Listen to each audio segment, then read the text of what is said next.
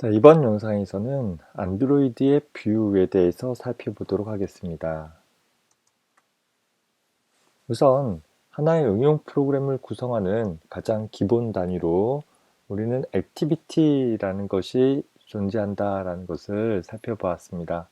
하나의 액티비티는 사용자 입출력을 담당을 하는 안드로이드 프로그래밍에 있어서 가장 기본적인 구성 단위이죠. 하나의 안드로이드 프로그램에서 소위 하나의 화면을 나타내기 위해서 하나의 액티비티로 구성한다라고 했었죠.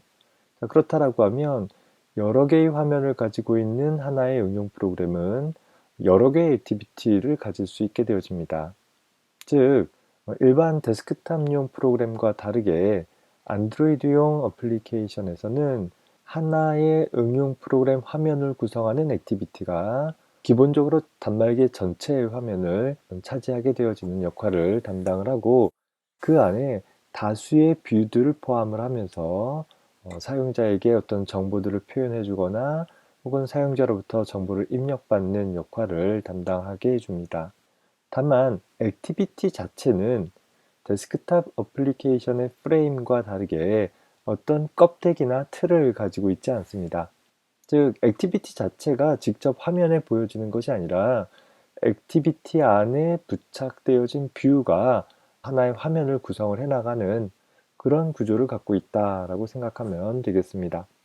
다시 말해서 하나 이상의 뷰들이 서로 모여서 하나의 액티비티, 즉 하나의 화면을 구성하게 되는 것이고, 그런 액티비티들이 다수개 모여서 하나의 어플리케이션을 구성한다라고 생각을 해주면 되겠죠.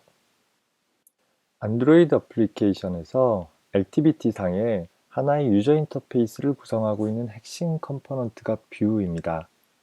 뷰는 기본적으로 사각 영역에 각 뷰마다 자신의 모양을 나타내게 됩니다. 예를 들어서 단순 푸시 버튼은 이렇게 네모 박스 형태로 표현되어지는 데 반해서 라디오 버튼 같은 경우는 이렇게 동그라미 안에 표현되어진다라든가 각자 고유한 모양들을 갖고 있죠. 다만 그 뷰에게 할당되어지는 영역은 뷰의 모양이 어떻게 됐던지 상관없이 기본적으로 사각 영역으로 자리를 차지하게 된다라고 생각을 해주면 됩니다.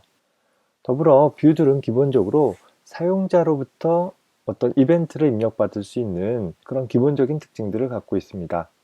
물론 단순히 어떤 글자들을 표현하는 그런 뷰들도 있긴 하지만 대부분의 뷰들은 화면에 적절하게 자신의 모양을 드러내고, 그걸 통해 사용자가 뷰에 대해서 어떤 이벤트를 발생시켰을 때 작업을 수행할 수 있도록 구성되어 있습니다. 더불어서 파생 뷰들을 위한 다양한 기능을 제공하기도 합니다. 안드로이드에서 사용되어지는 이런 뷰들은 크게 두 가지 종류로 나뉘어질 수 있는데, 하나는 위젯이라는 실제 가장 종단에 존재하면서 직접적으로 사용자와 상호작용하면서 화면을 구성하는 그런 뷰가 하나 있고, 또 다른 뷰로는 뷰그룹 혹은 레이아웃이라고 불리우는 종류가 하나 있는데, 이 뷰그룹이라는 것은 어떤 하나의 그릇과 같은 그런 역할을 담당을 해줌으로써 그 자체로는 가시적으로 화면에 나타나지는 않으나 다른 뷰들을 차일드로 포함하는 그런 일종의 컨테이너로서의 역할을 담당을 하는 뷰입니다. 특히 우리 자바 스윙 프로그램에서 특정 배치 관리자가 적용되어진 패널과 같다라고 생각을 해주면 됩니다. 다만 자바 스윙의 패널과 차이점은 각각의 레이아웃마다 지정된 규칙에 따라 뷰들을 어떻게 배치할 것인지가 정해져 있다라는 점이 차이가 납니다. 스윙의 패널은 각각의 컴포넌트를 담을 수 있는 행위와 특정 배치 관리자와 연계되어질 수 있는, 그래서 같은 패널이다 하더라도 다양한 다른 배치 관리자들을 따로 적용할 수 있었다라고 하면, 안드로이드의 레이아웃이라는 뷰 그룹은 배치 관리자가 정해져 있어서 배치 관리자를 변경할 수 없고 지정된 방식으로만 배치할 수 있는 그런 특징을 지니고 있다라고 생각을 해주면 되겠습니다. 자, 이런 뷰들에 대한 계층 구조들을 한번 살펴보도록 합시다. 자바의 모든 클래스들은 기본적으로 오브젝트라는 클래스의 파생 클래스로 되어 있고, 안드로이드에서 제공되어지는 뷰라는 클래스는 android.view라는 패키지에 속해 있는 view라는 클래스를 기반으로 해서 다양한 종류의 하위 뷰들이 만들어져 있습니다. 우리가 주로 사용하게 되어질 뷰들을 빨간색 네모로 표시한 곳들이 있습니다. 우리가 객체 지향 언어를 다룰 때 각 클래스의 상속 구조들을 눈에 익혀둘 수 있다라고 한다면 공부할 수 있는 분량을 대폭 줄일 수 있는 장점이 있죠. 부모가 가지고 있는 모든 멤버는 기본적으로 자식 클래스에게 그대로 물려줄 수 있다라는 특징을 갖고 있으니 이 그림에서 보면 텍스트 뷰가 가지고 있는 속성과 행위들은 버튼, 심지어는 체크박스나 토글 버튼까지도 모두 다 전달되어진다라는 것을 생각해 볼 수 있을 것입니다. 어떤 특성들을 갖게 될 것인지를 좀 눈여겨봐야 되겠죠. 자, 반면에 뷰 그룹이라는 것은 역시 뷰라는 클래스로부터 파생되어진 클래스이긴 합니다. 다만 뷰 그룹이라는 클래스는 일반적인 뷰로부터 직접 파생되어진 다른 클래스들과 다르게 하나의 컨테이너로서의 역할을 할 수 있는 특징들이 포함이 되어 있습니다. 따라서 뷰 그룹으로부터 파생되어진 어쩌고저쩌고 레이아웃이라는 클래스들은 다른 뷰들을 포함을 하고 적절히 배치해주는 일을 수행을 해주게 됩니다. 프레임 레이아웃, 릴레이티브 레이아웃, 리니어 레이아웃 같은 것들이 있는데 각각의 레이아웃마다 자신 안에 포함되어진 뷰들을 어떻게 배치할지가 결정되어지기 때문에 우리는 배치할 방법에 따라 필요한 레이아웃을 선택을 해서 사용을 해주면 될 것입니다. 자, 그런데 좀 특이한 것이 있는데 하단에 어댑터 뷰라는 것이 있죠. 그 어댑터 뷰라는 것은 뷰 그룹의 파생 클래스이기는 하는데 다른 어쩌고저쩌고 레이아웃과 다르게 배치를 담당할 목적의 컨테이너로서 사용하는 것이 아니라 그 자체로 하나의 단순 위젯으로서 가장 중단에 위치하면서 사용자 입출력을 담당을 해주는 그런 구성 요소로 사용이 되어집니다. 우리가 주소록처럼 여러 개의 항목들을 나열하고자 하는 그런 경우들이 사용되어질 수 있을 텐데 그럴 때 사용할 수 있는 것이 대표적으로 리스트 뷰라는 것이 있습니다.